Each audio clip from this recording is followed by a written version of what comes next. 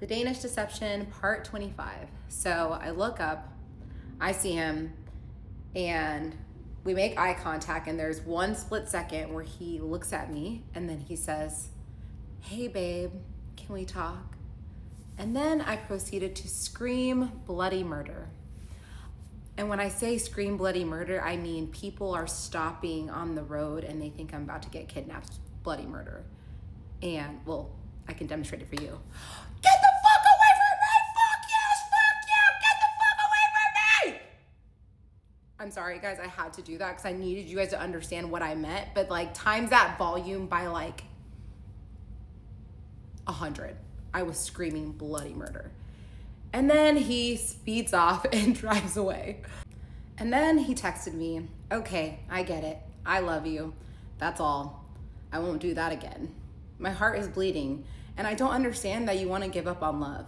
But if that's your decision, so be it. Goodbye, babe. It was always just love. Even me coming by." And then I sent him a text because, I've been ignoring him for weeks now. So I was like, maybe I need to just send him a message so he knows how I really feel. And this is the last message I have ever sent him. "Do not ever show up to my home again. I do not want to see you. I do not want to be with you. I do not love you anymore. Nothing you can say or do will ever change that. You make me sick. Someone capable of the evil you've committed on my life and the lives of so many is not capable of redemption. This divorce is happening whether you want it to or not." And then in all caps, "Leave me the fuck alone." And all he responded was, "I understand now." So that was obviously a very traumatic experience for me. I immediately drove to my friend Priscilla's house and I was just crying and shaking because I just could not believe I was in person with him, like that I had seen him in person. It was just, I was shaken, but I also felt good because I always kind of wondered, like, what if he does pull up? Like, how am I gonna feel? And it was just anger, just hot rage. So I'm good with that. Later on that night, it was my really good friend Nicole's birthday party. And something you guys should know is for that month, I was completely depressed. I barely got out of bed. I tried to stay active, but it was really bad. I just laid in my bed and watched Criminal Minds for like a month straight. And this was actually my first time going back out into society for this birthday dinner. And we go to this restaurant, and let me tell you, it was a traumatic day, but I was like, I will cut off my right arm before I miss this birthday dinner because this friend, Nicole, she has been there for me tremendously, and I love her so much. I would not miss this dinner for the world. And so we go to dinner, have a great dinner. Afterwards, we were grabbing drinks at a cocktail bar, having fun. It's like about to close. It's like 1:30, but it closes at 2. But around 1:30, I was feeling a little bit tired. So I was like, I'm gonna go home. And so I go home, and the next morning I go to church, and I get a text from Nicole, and she said, "Can you call me after you get done with church?" And I said, "Of course." So I get home, and then I call her, and she's like, "Hey," and I was like, "What's up?" And she's like, I just, and I'm like, "What? Come out with it." And she's like, "Oh," and I was like, "Why don't you just come over?" She's like, "Okay, I'll come over."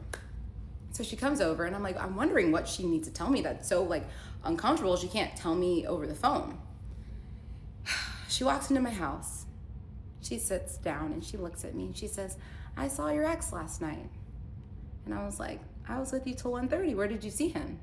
She was like, "My building." And she lives in a building that is residences and a hotel and like restaurants and a cocktail bar.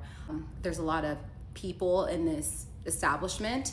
And she was getting home because she lives in the residences, and she saw my ex with a woman that, let me just say, based on the way she was described to me, I would think she was a street hooker, 100%. And it was also kind of communicated to me that she might be like a 1 out of 10. And my ex was with her, and he was holding her jacket and getting cash out of the ATM at 2:15 in the morning. So, we all have our guesses on what that could have been. So she tells me, and I'm like, okay, so cool. He's hanging out with prostitutes in public. Love that. And at this point, I had not announced our breakup, and you guys know I did a post telling people we weren't together. This was like before that. And so at that point, I felt so disrespected because, you know, people know me in Dallas and they're gonna see him with a hooker, and it's just so disrespectful to me. And I'm like, after everything you've done, like, you're still going, you're still not finished. And so I send a message to his sister just saying that I'm absolutely disgusted with him. So I tell her everything, and my friend actually got photographs of this man holding her jacket. Like, she got the photos. And she asked me, are you comfortable with me reaching out to him and letting him know? I said, absolutely, I don't care. So she reaches out to him, and then he sends me a text and says, I was not buying sex last night. I was buying weed. He said, I was having a really dark night, and for the first time in a long time, I went out to drink, and I haven't been sleeping, and I met someone that would sell me weed so I could finally sleep again. I don't appreciate you going with that information to my family. And then he said, called out my friend by name, and Nicole needs to watch her mouth because she was looking all drugged up. He didn't know that I was with her 30 minutes before she saw him. She was sober. We had had like 4 glasses of wine that night. So she got drugged within 30 minutes. Oh, and she was also able to take 15 pictures of you holding the prostitute's jacket. Mind you, he's also texting another one of our friends, Rob, one of the other victims that he used to be good friends with, saying, I can't believe Anyeka would ever think I'd be with a prostitute. That girl was actually a doctor. And he also sends a screenshot of the receipt of his withdrawal, and it was $40.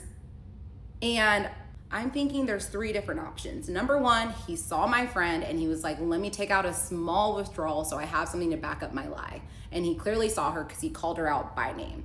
Number 2, he was conning the prostitute, and he said, hey, I only have $40 right now, but I'll pay you back the rest. Something with his Danish account, bullshit, I don't know. And number 3, the prostitute was $40. Could be any of those 3 options. So obviously I was hurt by the situation, but it just, at this point, I'm not even surprised because this man is crazy.